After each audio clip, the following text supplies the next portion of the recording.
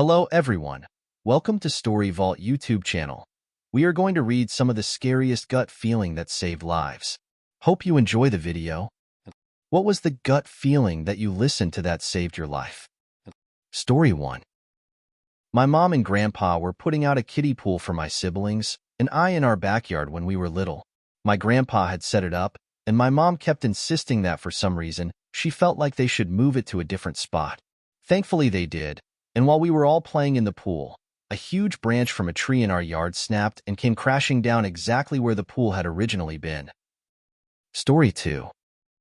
When I was 13, I was walking to the bus stop in the morning. A car was going through my neighborhood very slowly, which made alarm bells go off in my head. When it passed me, I glanced over my shoulder to keep an eye on it and saw it was doing an immediate U-turn. Noped right out and dove through the bushes, crossed a bunch of driveways, and found a neighbor who was washing his car. I looked back to where I had been standing. The strange car had stopped. A seriously scary-looking dude had gotten out and was looking in the bushes. If I would have died exactly, but I would not have had a good time. Comment. Similar. Was playing in my front yard with my friend when we were 9 years old. A red minivan with a middle-aged dude was driving, and in the back it looked like 3 men in their 20s slowed down and stared at us then drove away. It weirded me out, but whatever. Maybe they were lost. 30 minutes or so, I saw them come back, except they stopped in front of us and opened the sliding door, and 2 of the men in the back started to get out to come towards us. I picked up a giant stick, I guess, to protect us and screamed at the top of my lungs for my mom. The guys immediately jumped back into the car and sped away. I didn't fully understand the gravity of the situation, but it felt so wrong. Looking back, I cannot imagine if I hadn't screamed for help and was ready to protect myself and my friend what those men would have done to us. My mom taught me to always listen to my gut, and I will keep that with me till the day I die. Story 3. This guy invited me over for wine when I was new in LA. When I got there, he was just being weird and said, "Let's wash your feet." Took me by surprise, and I took off. Years later, and he is currently in jail waiting for trial for the murder of 2 women he apparently drugged in his apartment. Comment. I was pretty sure you were gonna say, and that's how I met Quentin Tarantino. Story 4. Driving uphill behind a flatbed truck carrying I-beams, and I envisioned them sliding off the truck and hitting my windshield. I changed lanes so I wasn't behind the truck, and 2 seconds later, the I-beams were sliding off onto the road where my car would have been, sparking and gouging the pavement. Terrifying. To this day, I won't stay behind a truck with anything that's strapped down. Comment. You just reminded me of the time I was driving behind a truck with a ladder hanging out the back. I was watching it vibrate around and said I don't like that and switched lanes. Not 2 minutes later, he ran over something and the ladder went flying out of his bed. It would have gone right into my windshield. Admittedly, I was following too close. I was 16 or 17 at the time, but after that I have always been very wary around poorly loaded trucks.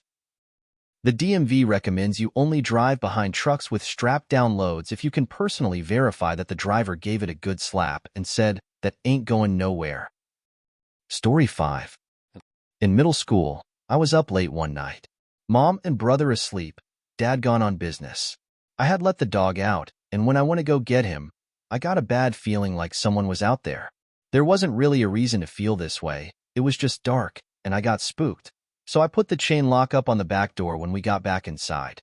Back then, we never locked our doors.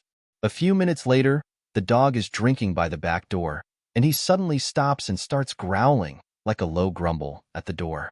I was sitting where I could see the dog, but not the door. Then I hear the door pull open and the chain lock catch. The dog started barking like crazy, and I ran upstairs to wake my brother up. He went out and looked around, but no one was there. I think the dog's barking scared them away, but I don't know who it was or what would have happened if I hadn't locked the door. Story 5. I was 18, freshly out of high school, and got a job at a newly opened pizza place. The crew was all younger kids around my age. I quickly befriended another girl working there, but there was a guy, maybe a year or 2 older than me, who just gave me the weirdest vibes. I just felt uncomfortable being around him. He didn't really do anything outright strange. He hit on me and kept asking for my number, but I had a boyfriend, now my husband, and kept turning this guy down, He was never rude or about it or anything. So I had no real reason to feel anything was off about him, but I did. Sometimes while I was working, I'd feel like someone was staring at me, and I'd turn around and he'd be watching me from the other side of the kitchen. I remember telling the girl I had befriended that I just felt something was off about that guy, and he made my skin crawl. Another coworker, who had gone to school with the guy, overheard the conversation and told me that he understood.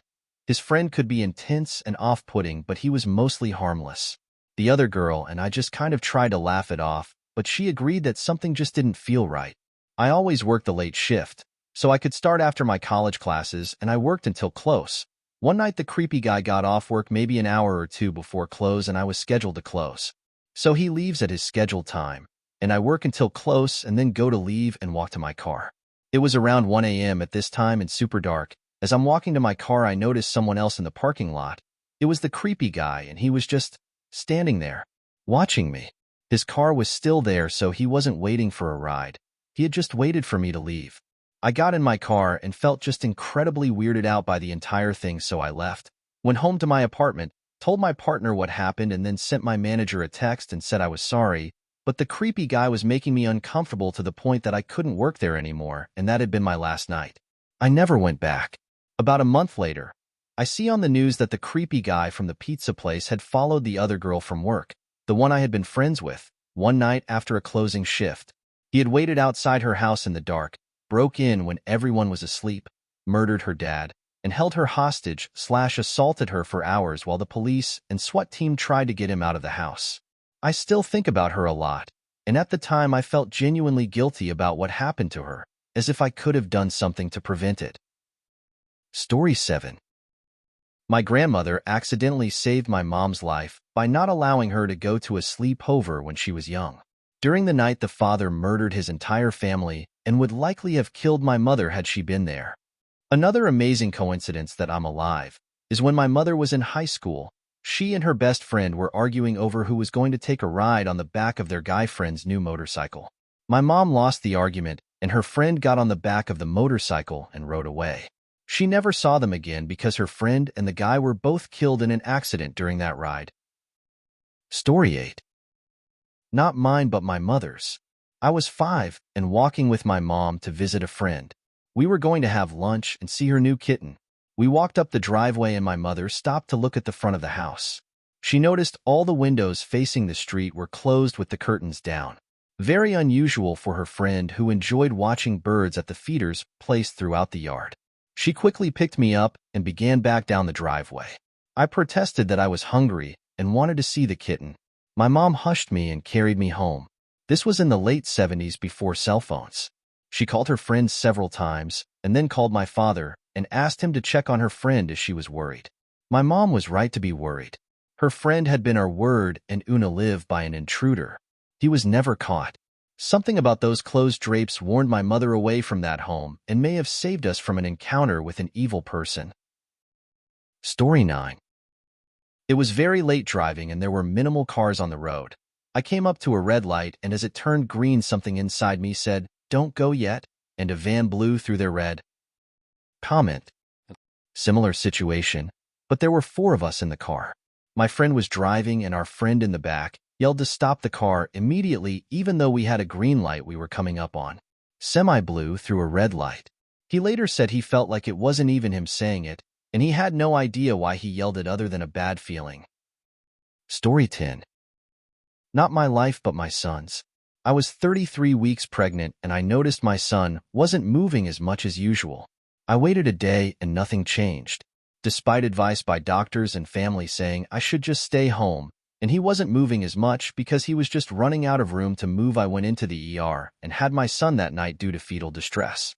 He had his umbilical cord wrapped around his neck 8 times and weighed just 3 pounds.